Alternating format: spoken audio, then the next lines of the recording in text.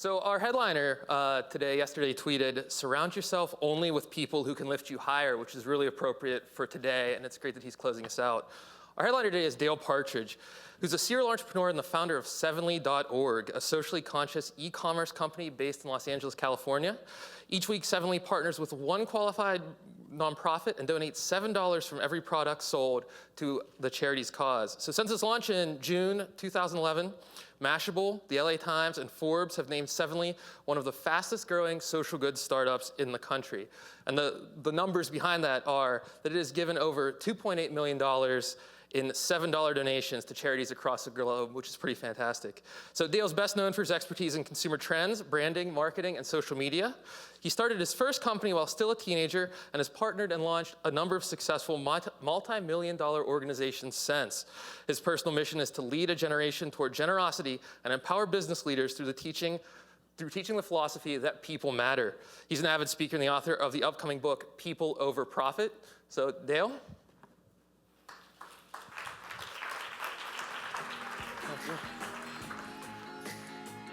How's it going, guys? Here's my first slide here. So this is me. That's me at about 5 years old, I think, maybe 4. I was born in 1985 to a pretty normal family right outside of Los Angeles by about an hour. And my dad worked at General Electric.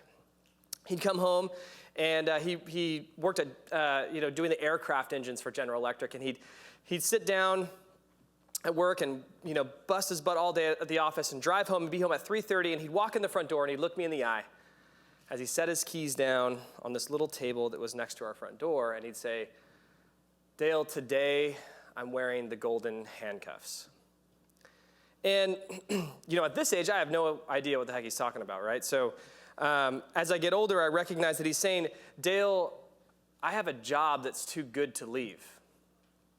And many of you guys can relate with this. Maybe you had parents that ultimately worked for companies that had broken promises to them or careers that they just didn't love. And my dad kind of pushed me towards a different way of life. He would come home really late, but still wake up very early with me. 5 in the morning and say, "Hey, Dale, let's go collect cans and bottles." Not because we needed the money, but because he wanted to teach me that I could make money on my own. By the time I was 8 or 9, he was bringing home boxes. He drove a 1995 Chevy pickup truck. It was green. He'd bring it home stuffed full of boxes, and he'd say, "Hey, I think you could sell these as moving boxes. 3 for a small one, 5 for a medium one, and then 7 for a big box." And we could sell them in the recycler, right? This is like pre-Craigslist, pre-internet.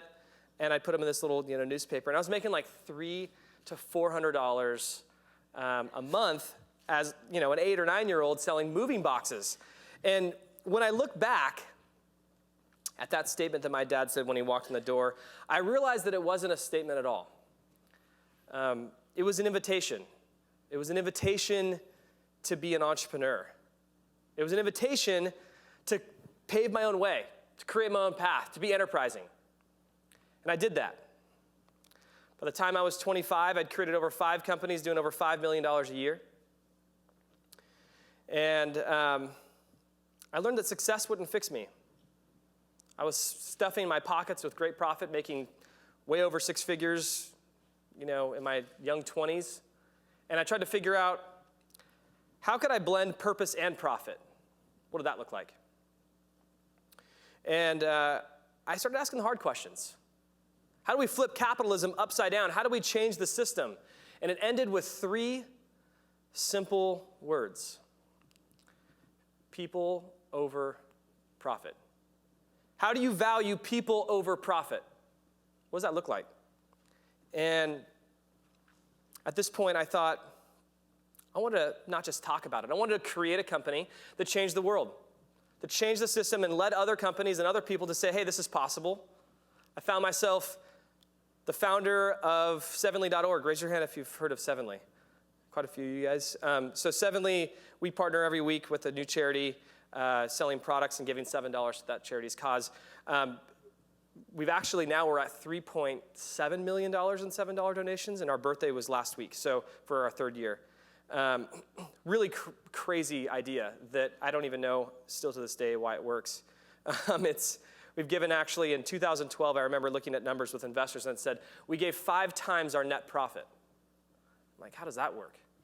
But it has, and I'm so happy about it. My job as a CEO, while I was a CEO, was to cast vision, was to lead people, and to monitor markets. And I got fascinated with monitoring markets to understand really why this was working.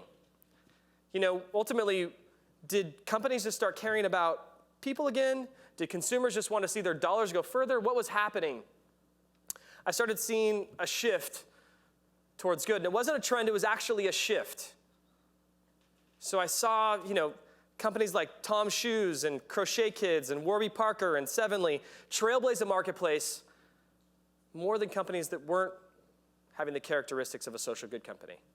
In 2006, I don't think anybody was buying the shoes because they were the best looking shoe, right? I mean, it was the first shoe that kind of made you look like an unemployed ninja.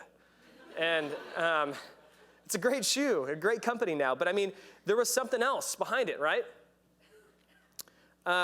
So let me give you a couple examples that even though we've had this shift towards good and we're moving in this right direction, there's still quite a few examples of industries that aren't.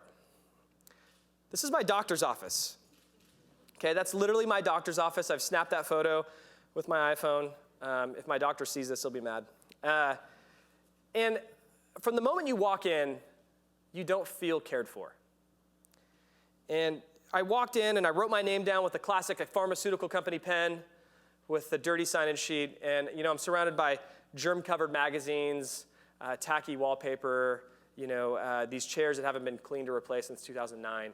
And I'm asked to go sit down. So I sit down. And I'm sitting there and I'm watching people kind of go in and go out pretty quickly.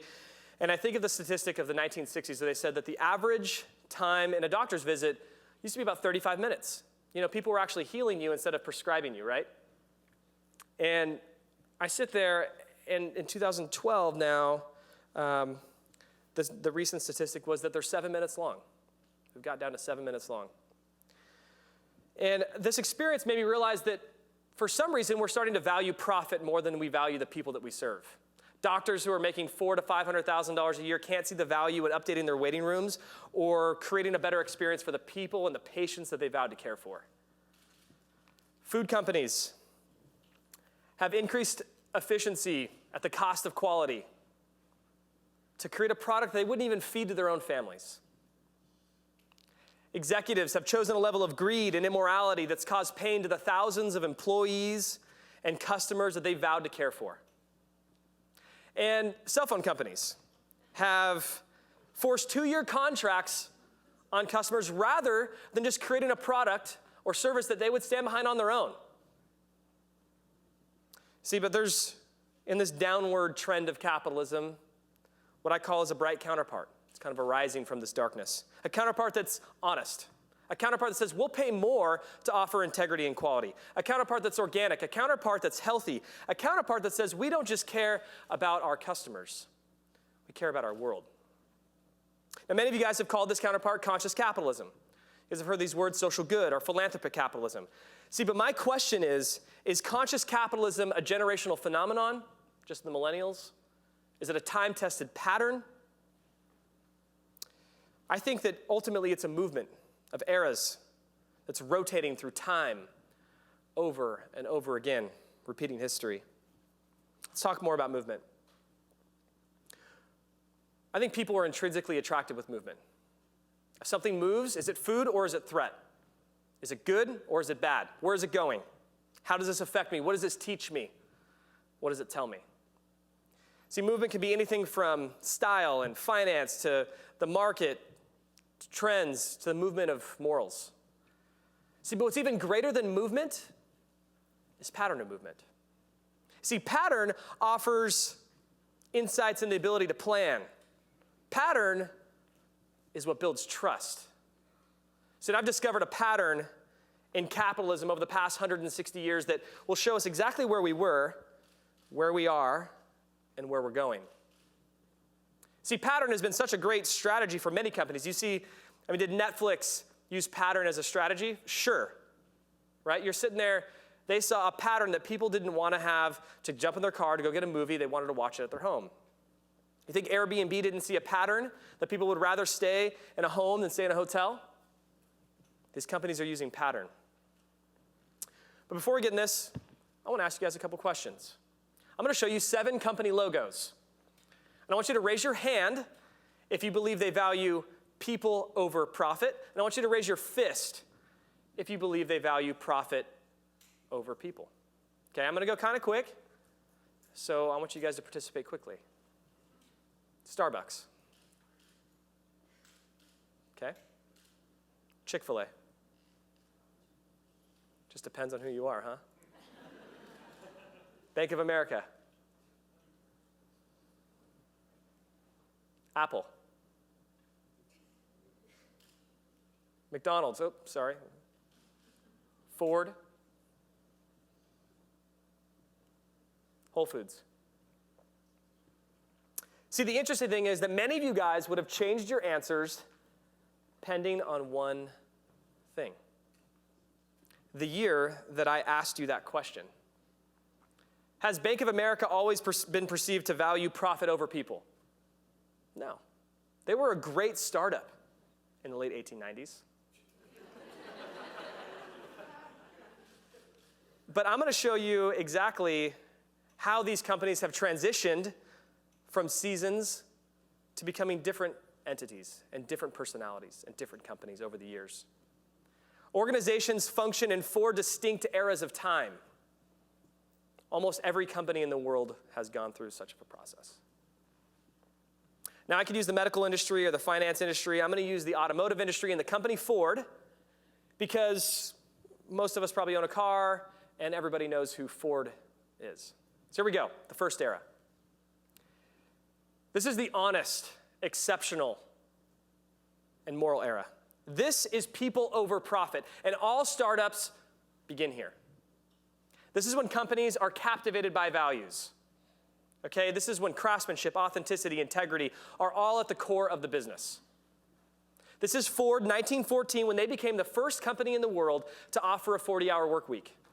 In the face of their competitors offering an 80 to 100-hour work week, Ford said no. There's a huge increase on employee factory death on this side. Ford says no. We're going to do this right. We're going to value people. We're going to work with benefits. We're going to work with the unions. We're going to make a great experience to work at Ford. That was great. But as companies grow, they make subtle exceptions and deviations to make room for the growth, which leads them into the next era of their company's life. The efficient, satisfactory, and ethical era.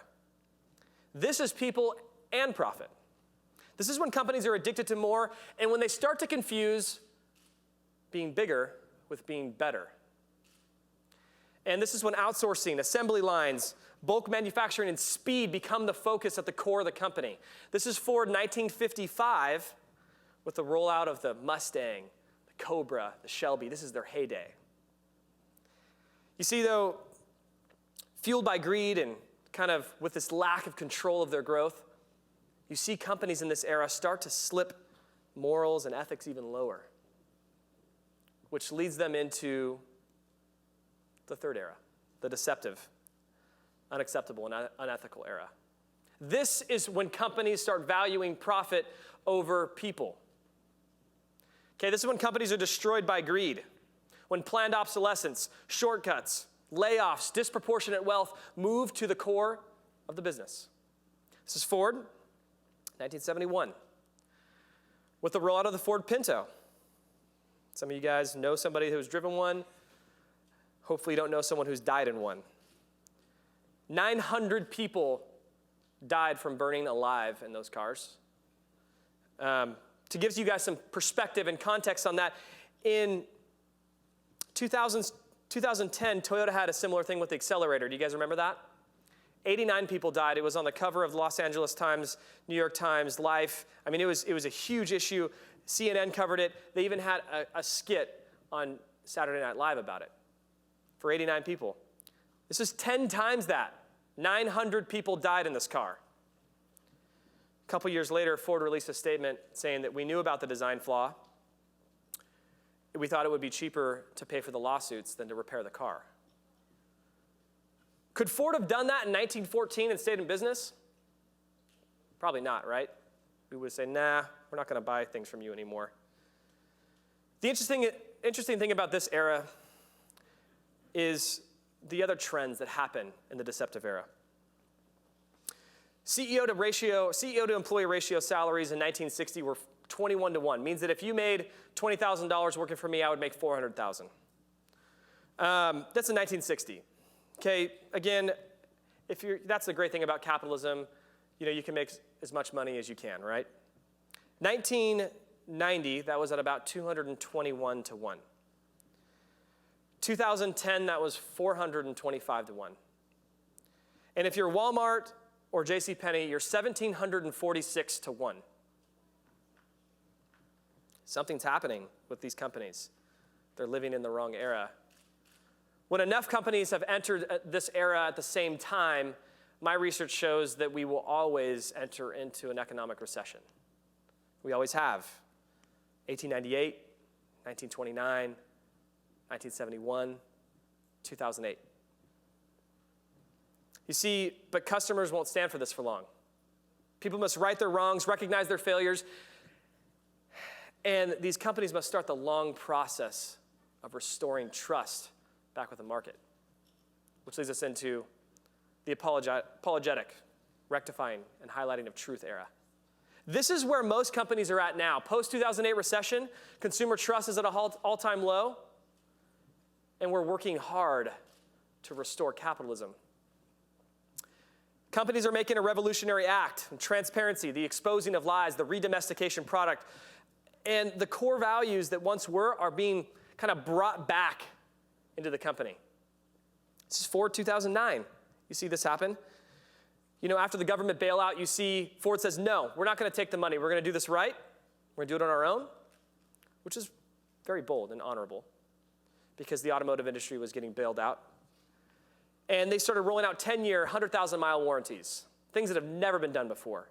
Companies like Hyundai roll out commercials saying, hey, if you bought a car and you lose your job, just return the car, no questions asked. Incredible shift in the market.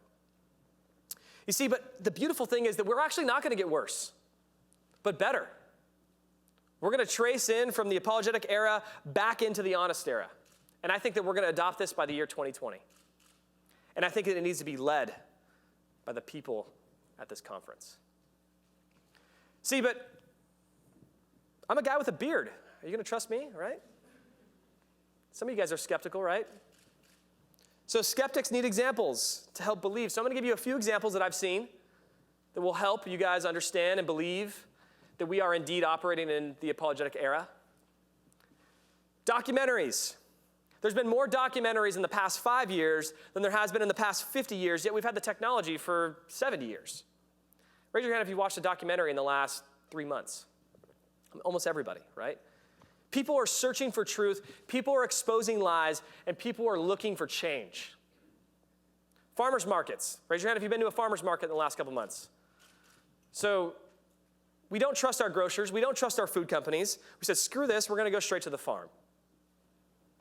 True story films. There's been a 400% increase in true story films.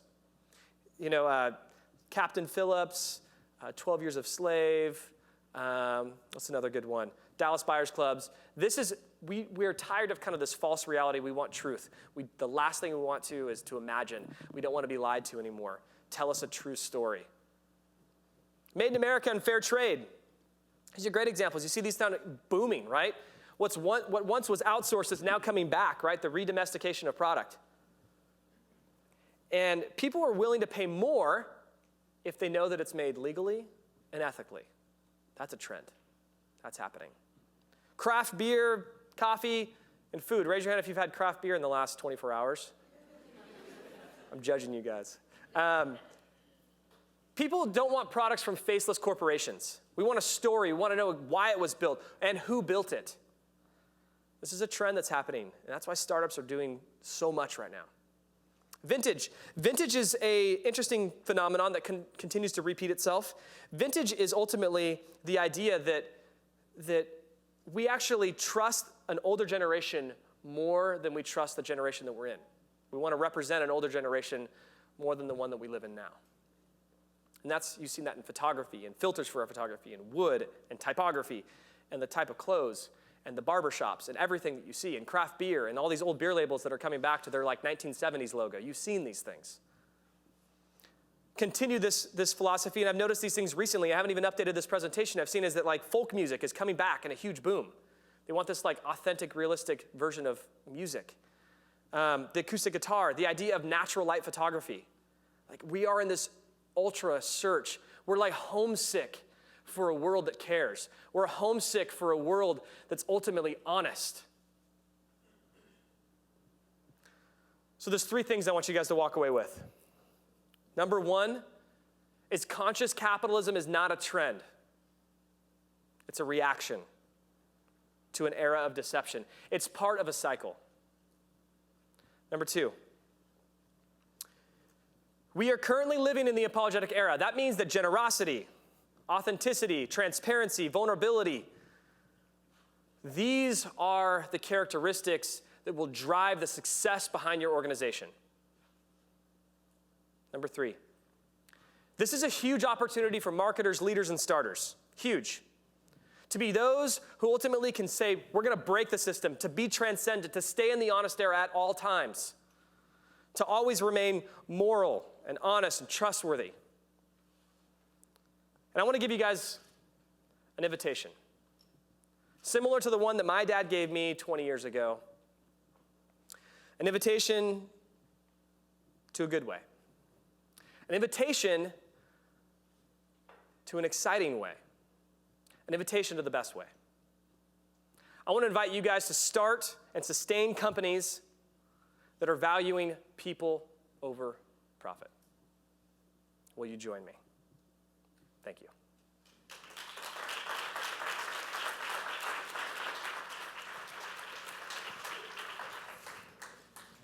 Thanks. So I have a couple of questions coming in. There's the number one question so far is the same question that I had while we're talking about it. Are we stuck in this cycle? I mean, thinking of the cycle, it makes me think of, an old growth forest. The forest fire has to come through for the new growth to come in. Are we stuck in the cycle? Or, the question that is most upvoted now, how do we keep our companies at stage 1 and scale? What does that look like? Yeah, so this is, this kind of is one small piece to the big picture. I wrote my book coming out next year is called People Over Profit, Break the System, Live with Purpose, Be Even More Successful. That comes out in April 2015 under HarperCollins, which I go into this full in-depth answer because it's too long, but true. There are companies that have sustained and been able to remain in the honest era for decades. And I look at those companies and find out what they're doing. How can you stop yourself to enter into the efficient era, or how can you pull yourself out of the efficient era back into the honest era? It's really hard to pull it out of the deceptive era in my experience and what I've studied. So it's possible, and this is the movement, is how do we figure out, and it comes with the trends of being authentic and valuing people and being generous and being courageous and all these things that ultimately are in common with these companies that have been able to sustain the honest era for years and years and years. It's like they have this, they're constitutionally incapable of breaking these laws. That's what it takes. It's interesting. So a lot of the companies that you pointed out, I'm curious, thinking of some of these larger institutions, if you were to overhaul, say, business school programs, I mean, a lot of these companies, MBAs are going into them, what would be some of the lessons that you would have for people to try to go from that efficient stage back or kind of accelerate this apologetic stage back to that stage 1? I think I'd redefine ethics, the value of a human being, the standard philosophy for hiring and firing. I always say the golden rule is that you fire people the way you want to be fired, right? It's a great small example. Getting fired is already crappy enough, right? The last thing we need to do is make it feel worse. So companies fire people almost identically across the board in Fortune 500 companies. How do we change that? How do we change the way that we honor people in our companies, that we pay for people, that we talk about people, that we set up people to win? And I think there's so many ways and especially plays into marketing. What does marketing look like? Instead of spinning it with weasel words, how can we actually be authentic and true and not be afraid of showing vulnerability? And these are some of the big steps that I think are going to need to take place in curriculums in colleges across the world. Interesting. Another question that's getting upvoted quite a bit. This is a bit of a challenge. Was there ever an honest world? Isn't nostalgia to some extent naive? I mean, sure. Thinking about the example of vintage, Miller Lite has their 70s cans, but it's still Miller Lite in the cans. Sure. Right? Exactly. You guys have seen that. Yeah. I look at that, I'm just like, oh man. So sure, it's the best of the best of what we got. It's the most successful version of our world, is what I'm saying. Yeah, unless we're talking about, in the beginning, we got a pretty corrupted, fallen world. But I think that there is a beautiful version of capitalism stuck inside this ugly thing that we call it today. And capitalism become a dirty word, and it sucks because it's the best system that we've come up with as humans. And it works when people don't betray it, when people don't take advantage of it, and when people don't value it more than they value the people in front of them. Sure, you need to be profitable, of course. That's why I say it's not people over profit, it's valuing people over profit. At the end of the day, you need to make your company work too, but not at the sake of hurting other people. That's one thing that has been definitely standing out strong in my heart. Makes sense. How long does stage 4 last? It's different from case to case, I imagine. Yeah, so it ultimately can be within a company and it can be within an economy, right? When you have a recession, you almost have an entire economy going through it, right? But when you have ultimately as a company, for example, 2011, I believe, Domino's, again, is a company that went through this cycle, but also was inside of the economic cycle. They released a documentary called The Pizza Turnaround. It was a documentary pretty much talking about how crappy they were. It was very vulnerable, very honest, and it bred massive amounts of truth and trust back into their brand. It was genius and honorable.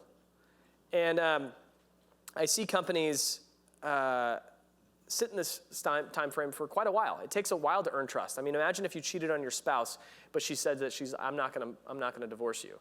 How many years is it gonna be before the trust is built back? I mean, 5, 10 years of just constant when are you gonna trust Bank of America again? These companies are working desperately right now in their corporate social responsibility programs. And I say, like in my book, like generosity, it can't be tacked on, it has to be built in. We are too smart of a consumer these days to sniff out BS.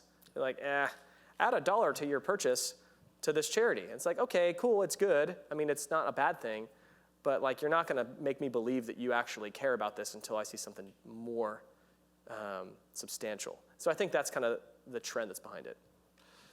Do you think that there's a lot of that right now, kind of the cynical attempt to build trust through things like that, kind of pandering to build trust? Yeah, I mean, historically, after a recession, there is a massive distrust in a market. Like, I searched everywhere to get interviews with people that were old enough to understand the economic culture post the Great Depression. And I found a few folks that were maybe in their late teens, mid-teens, and they remember feeling that it was like, wow, like it was very low trust, insanely low trust. And we have the same thing now. I mean, we are at a time right now where people don't, I have a baby. I don't trust anything. I'm like watching too many documentaries and I feel like everybody's out to kill me. I watched The Business of Being Born and I'm thinking, oh my God, like, we can't do any of this stuff, to my wife. And so we're trying to figure out what to trust, what not to trust. And we're this period of re-identifying and retaking what I call trust kings and like re-evaluating, like public school, like, oh my gosh, should we start homeschooling? There's all these things that we once trusted so much that we're like, should we go to college anymore? I know lots of people, we talk backstage about that, is that it's like, oh, go to school and get a good job. Well, that model doesn't really work that much anymore for most career paths. So we're reevaluating right now, and it's a very interesting time as entrepreneurs to create companies.